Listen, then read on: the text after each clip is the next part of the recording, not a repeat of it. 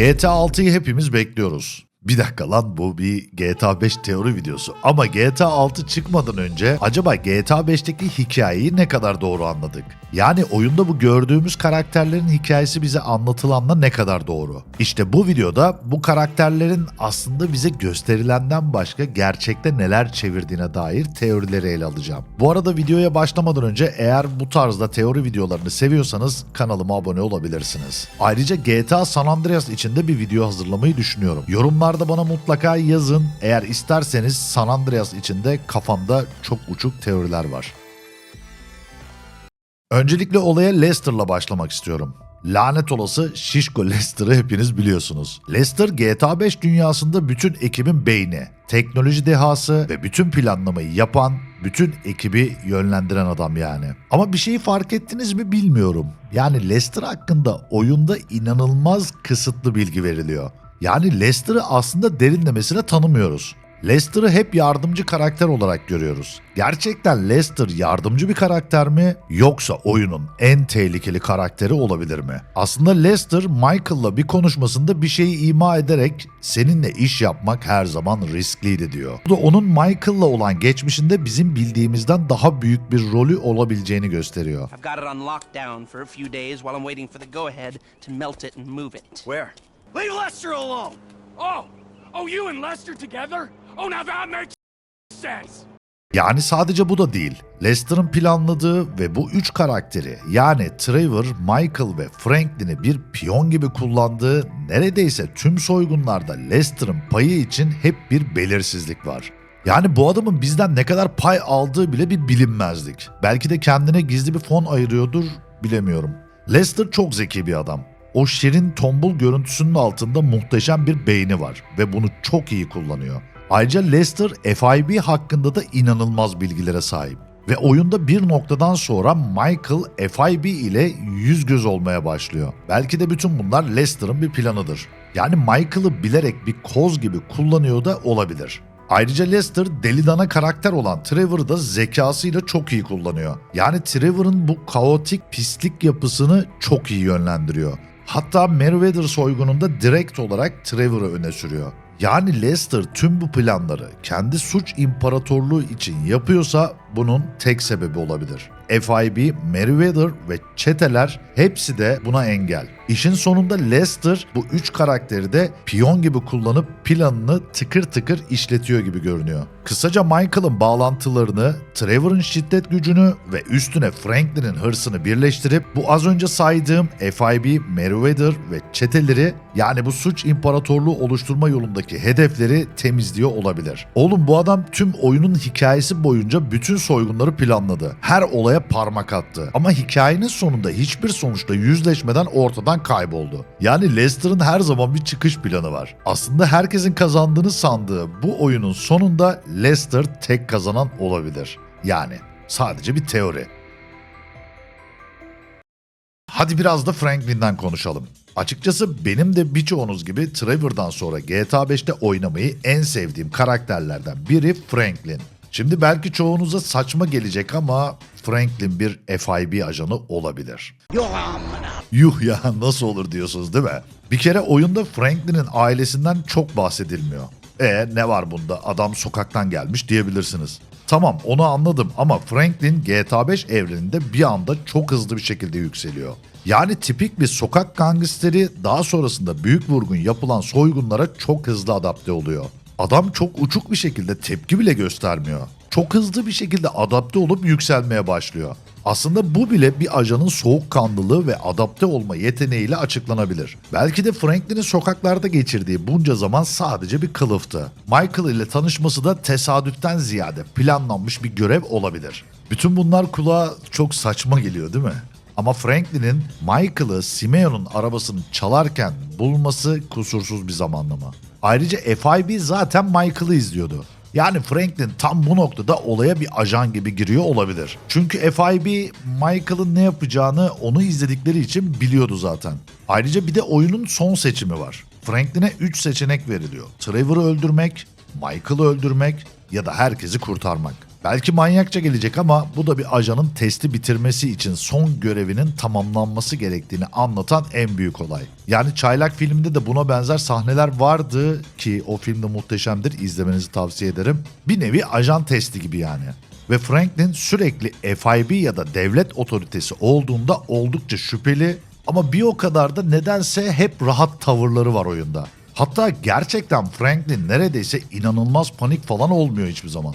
Yani bu sadece basit çete üyesinin bu denli büyük bir işte bu kadar rahat davranması pek normal değil. Ayrıca GTA Online'da da çok ince bir detay var. Franklin'in GTA Online'da büyük bir iş adamı ve lider haline gelmesi. Belki de uzun vadeli bir stratejiyle hareket ediyordur. Kim bilir? Yani daha başka büyük bir ajan rolünde. Olabilir. Neden olmasın? Michael DeSanta. Oyunun gerçekten en karmaşık karakteri diyebilirim. Şimdi hepimiz biliyoruz. Michael eski bir banka soyguncusu ve tanık koruma programıyla ikinci bir şansı elde eden bir aile babası. Ama ya her şey bir yalandan ibaretse? Michael tüm oyun boyunca, yani Los Santos'ta geçirdiğimiz o bütün macera boyunca gerçekten özgür değil de hala FIB'nin pençesi altında olan sahte bir karakterse. Olayı şöyle anlatacak olursam, Michael, yani önceki adıyla Michael Townley, oyunun ilk başında Ludendorff soygununda gerçekten ölmüş olabilir. Aslında bizim oynadığımız Michael karakteri gerçek Michael Townley'in yerini alan bir sahtekar da olabilir. Yani daha çok FIB ajanı gibi. Bu kanıya nereden vardın diye soracak olursanız aslında bu Ludendorff soygununda Michael'ın açıkça vurulduğu görülüyor. Bu su götürmez bir gerçek. Ayrıca Dave Norton'ın Michael'ı kurtarması ve tanık koruma programına alması çok hızlı gelişiyor. Belki de bu yeni birini Michael'ın yerine koymak için bir bahane de olabilir. Michael'ın mezarı Ludendorff'ta duruyor ama bu hiçbir zaman gösterilmiyor. Bu da aldatmacanın bir parçası olabilir. Yani sonuç olarak Michael Townley gerçekten o soygunda ölmüş olabilir ve FIB onun yerine doldurması için hemen başka birini devreye de koymuş olabilir. Yani bir teori. Aslında bu teoriyi destekleyecek bir olay da Trevor'ın Michael'a sürekli sahtekar demesi. Yani ona güvenemiyor bir türlü. Belki de bu Trevor'ın bilinçaltında "ulan bu benim eski dostum değil" hissi oluşuyor olabilir. Ayrıca Trevor Michael'ı ilk gördüğünde "sen ölmüştün" diyor ama Michael bunu pek ciddiye almıyor. It's good to see you, man. Yeah, I bet it is. Of course, I'm not the one that's been resurrected.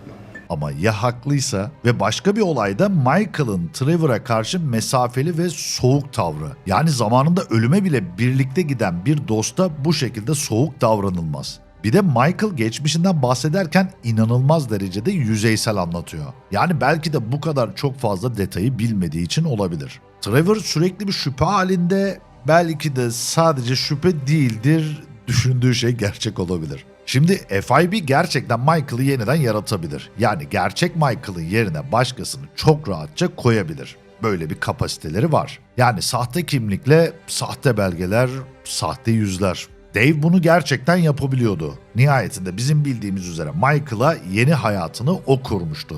Bir de Michael'ın Los Santos'taki hayatı aşırı kusursuz. Para, aile, lüks villa, yani sonuç olarak bunlar bir ajanın yeni bir rol için hazırlanmış yeni donanımları, ekipmanları olabilir. Ayrıca oyunun sonunda Michael'ın normal hayatına geri dönmesi görevini başarıyla tamamlamış olduğunun da göstergesi olabilir. Yani sonuç olarak FIB, tekrar söyleyeceğim, gerçek Michael Townley'in ölümünü fırsat bilip yerine sahte Michael'ı yerleştirmiş olabilir. Hatta Michael terapistine konuşurken sürekli kimlik bunalımı yaşıyor.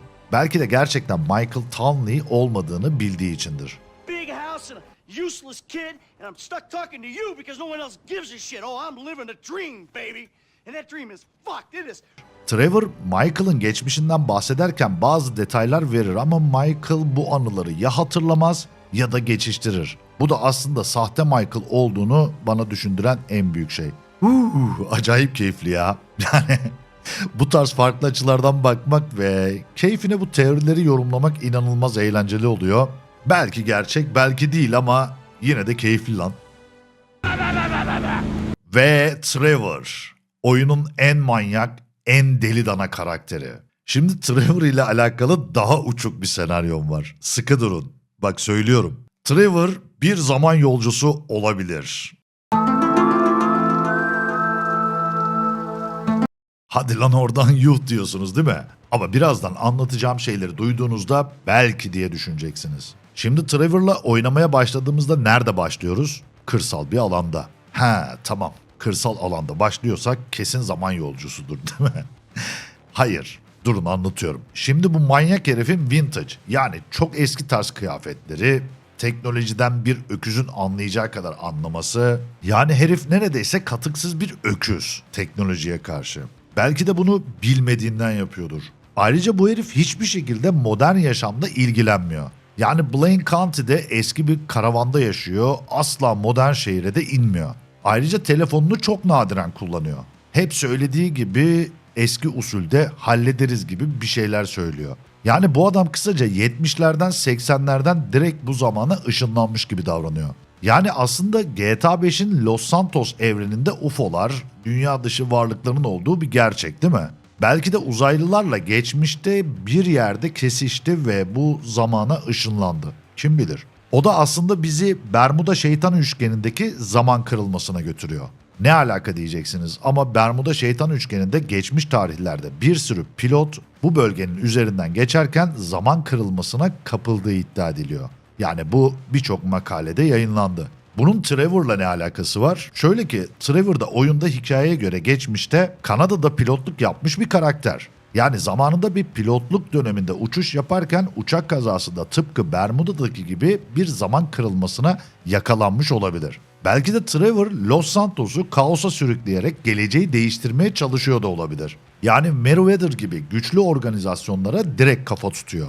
Belki de gelecekteki bir felaketi önlemeye falan çalışıyordur. Hatta bir easter egg'i de var bu olayın. I am from North Yankton baby diyor. Belki de bu North Yankton dediği şey bir zaman portalı olabilir. Ne portalı? Zaman portalı.